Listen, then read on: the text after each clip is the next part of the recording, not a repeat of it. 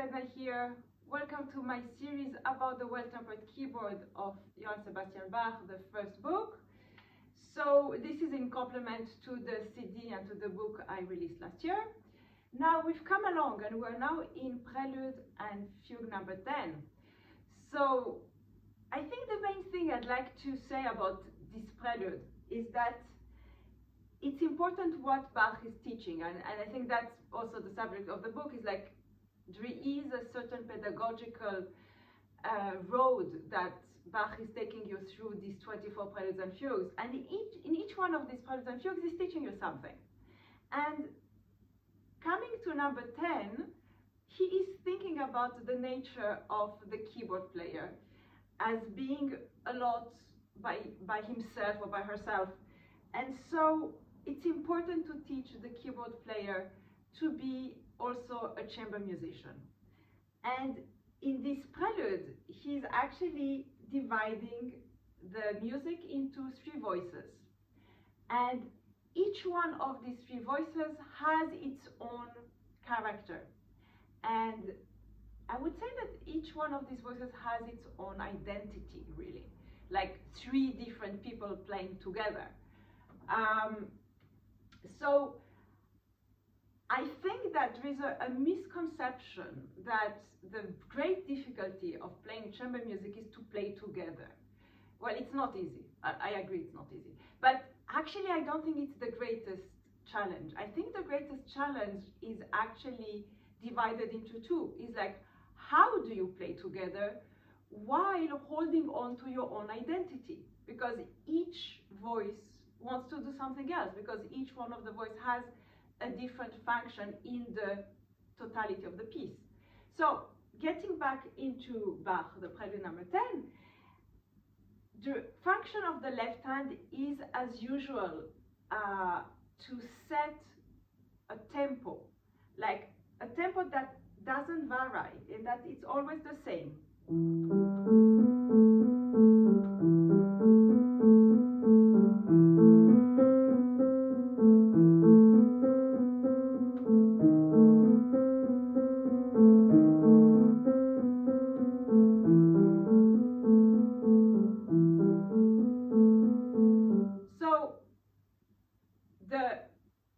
The left hand goal is to be very stable, very clear, not overly expressive or not overly present even in a way, because that's the role of the top voice. We're coming into it. What you can do in this left hand is to bring a bit more like we do a string player, so that the finger is a little bit more sustained. That you can do, but keeping the stability. Now we have the middle voice, which is a complement of harmony.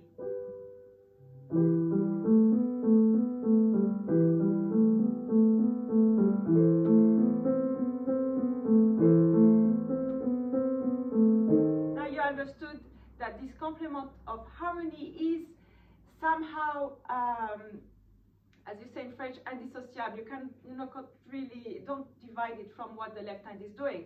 It is there to complement the left hand in harmony.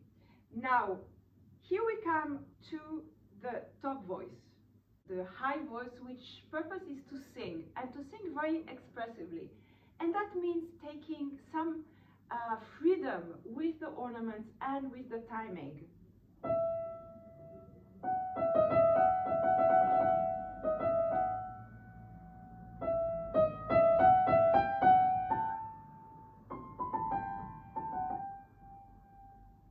Now, putting this together, the freedom needs to be framed by the left hand.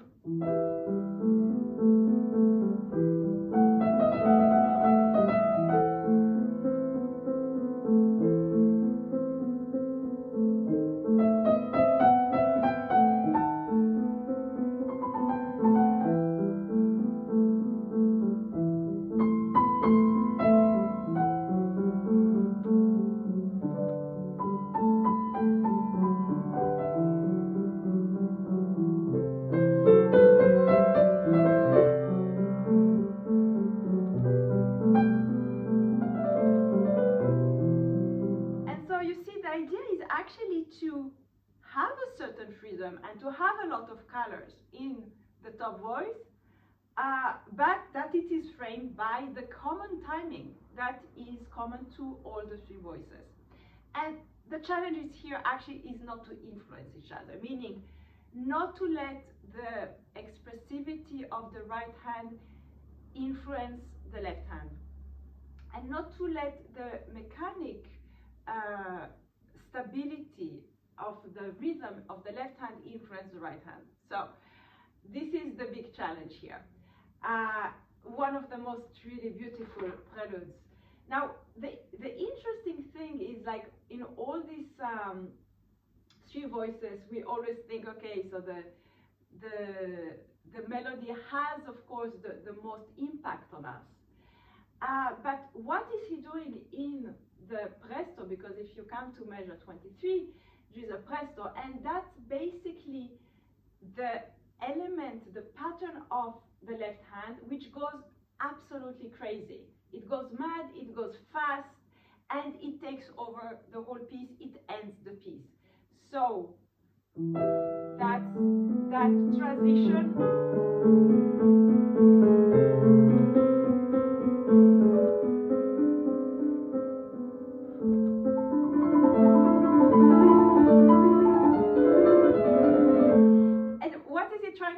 Trying to say, I can make my own piece. Don't think that, you know, this top voice is the most important. I'm just as important, and I can make my own piece. Not only can I make my own piece, because of course there are many preludes in this sense, I can actually finish this one. So that's really very, very beautiful, very refreshing. Not something that you would expect as a composer. It's really quite an interesting choice of Bach.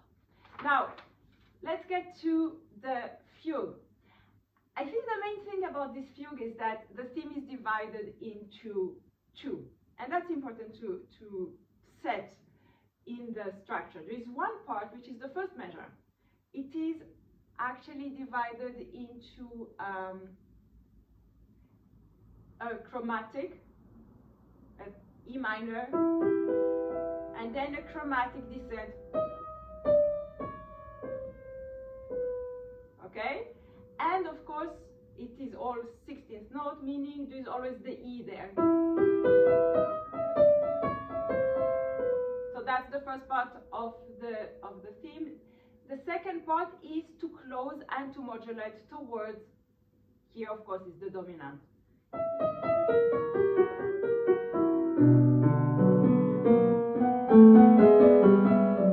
And so of course the important thing is here to show what is essential in this theme, and what is essential is actually the chromatic descent. And I believe that it is, in that sense, support to the composer, as Leon Flasher would say, to play more the chromatic descent than the E's. So, for example, not to play.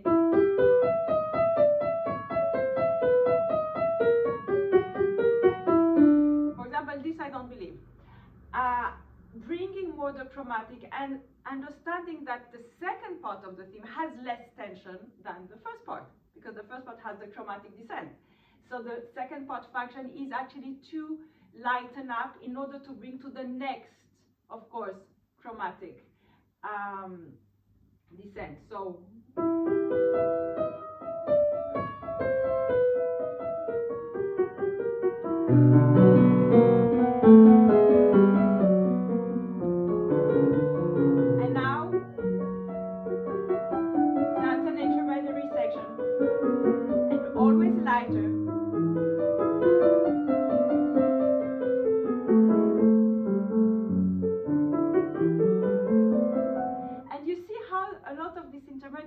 has to do with absolutely, you know, clean scales. Now we got to a D major scale, and that's again a great contrast to this chromatic descent. So the main idea of this fugue is how to deal with this chromatic descent compared to all the other elements of this fugue. So I hope this helped you think a little bit about these pieces. They're wonderful pieces, and see you next time when we talk about Prelude and Fugue number 11. Bye!